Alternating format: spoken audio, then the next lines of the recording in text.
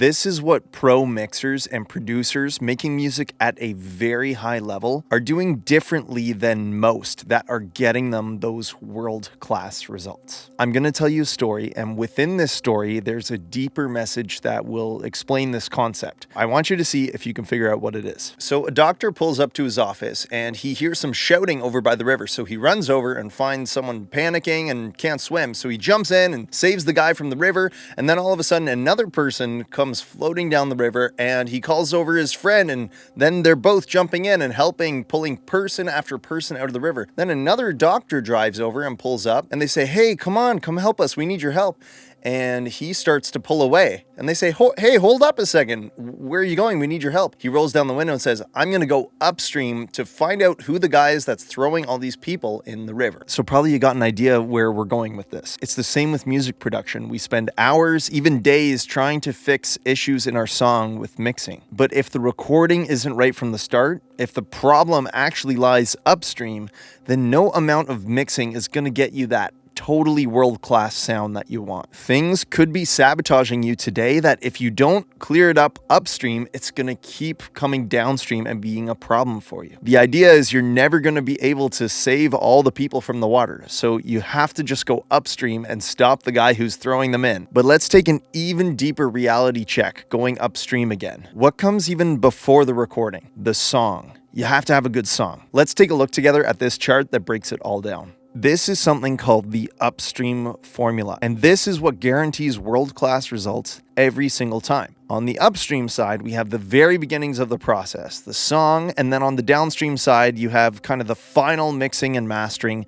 till you have your actual wave file of your song. So it's kind of like idea to realization. But here's the thing, there are all sorts of steps along the way, and if you skip any single one or kind of ignore any one of these parts, the end result is just not gonna land at that professional level. And that's what these professional mixers and producers understand. They get every single step of this right. So let's start here at the song. The lyrics of the song, the meaning of the song. The song has to have emotion. It needs to make people feel something. If you skip this part, it doesn't matter how good your mixing is. It doesn't matter how good your production is or the performance. If the song just isn't a good song, it's not going to perform the way that you want it to. So then you want to have a strong melody, a catchy melody, chords that are well thought out and really well arranged, and a BPM and a pace for the song that feels right. The key for the song, for the singer, if it's in the wrong key, it's going to throw things off. You have to get all these things right, and that's just a matter of sitting down with the pen and the paper and getting the song right. And until you get the song right, you can't move downstream. So let's assume we've got the song, all these things are worked out. Now we can move downstream. And what comes next? Well, we have the recording and the production. So these are things like getting a really high quality, clean recording, doing a really world-class production. The instrumentation is well written and really well performed, meaning you have great instrumentalists playing the parts.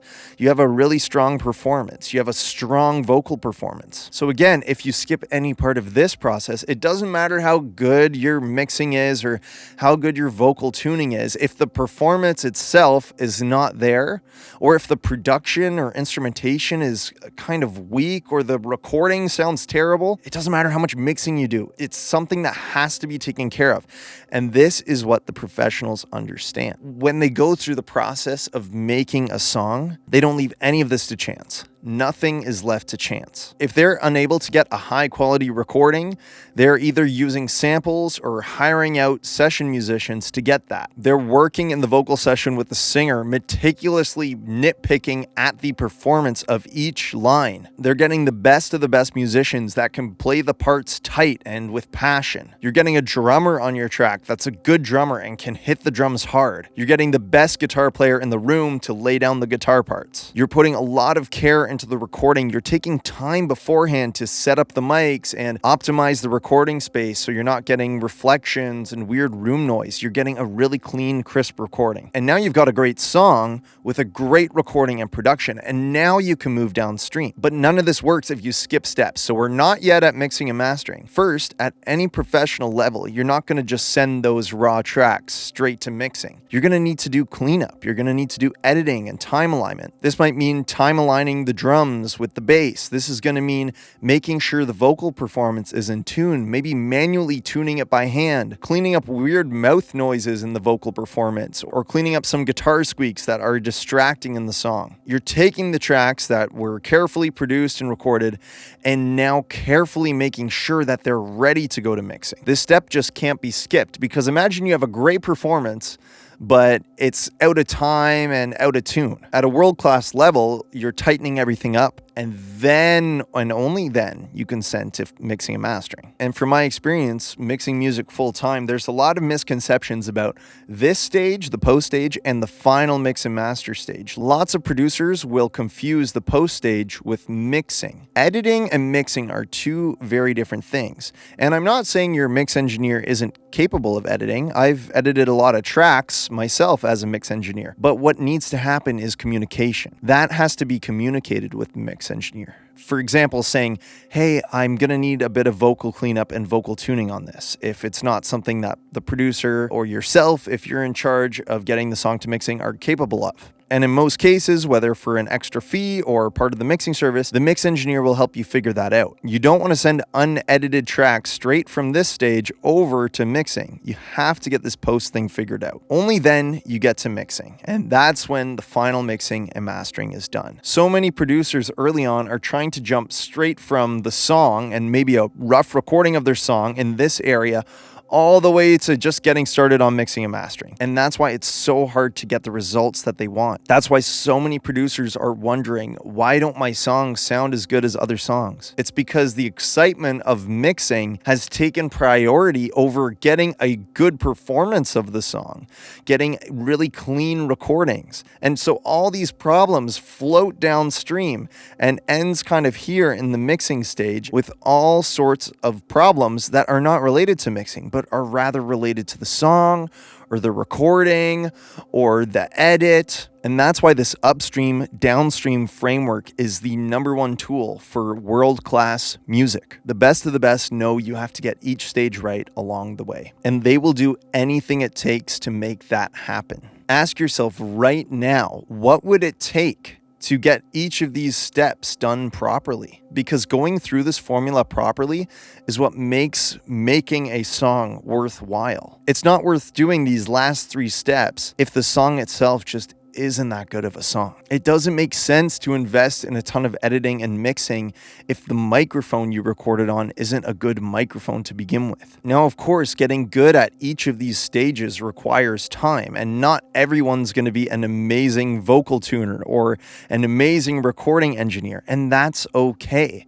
At a professional level, lots of the pros know that you have to specialize in these areas. So what they'll do is get great musicians to record things. They'll hire session drummers that are better drummers than themselves. They might head to a local studio to record the vocals. You could rent some better microphones just for the day to get the recording quality where it needs to be. If editing or tuning or time alignment isn't the strength of the producer, they can hire an editor online to do that. And then when they hire great mixing and mastering engineers and hand them great materials to work with, then you're going to get that world-class music. This is what pro mixers see time and time again.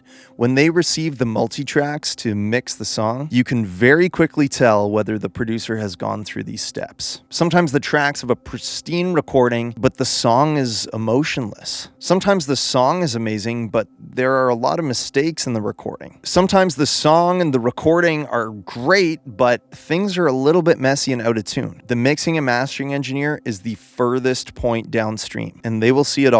the crystal clear water flowing through that will make for that amazing symphony of sound, or that muddy, murky water that flows downstream that the mixer can try to filter as best they can, but it just won't end up tasting as good as that fresh, crisp, clean glass of water. So these mixing and mastering engineers are kind of like the doctors who are trying to save all the problems, all the people that have flowed downstream, when the real solution is to head upstream and get it right from the beginning, and each consecutive step as you head downstream towards the world-class results you're looking for. This exact upstream formula flowchart and tons of other mixing tips can be found in my Ultimate Mixing Tips and Hacks free guide. You can download it now. The link is in the top of the description, and it is packed with a ton of juicy information just like this, so you can have it all in one place and have a roadmap to guide you forward in mixing your music. My friend, if you enjoyed this video, leave a comment letting me know which section of the upstream formula you found the most difficult to deal with, so I can continue making videos on these topics to help you guys with your music. I'm so glad to have you here. Make sure you subscribe to the channel, and as always, happy mixing.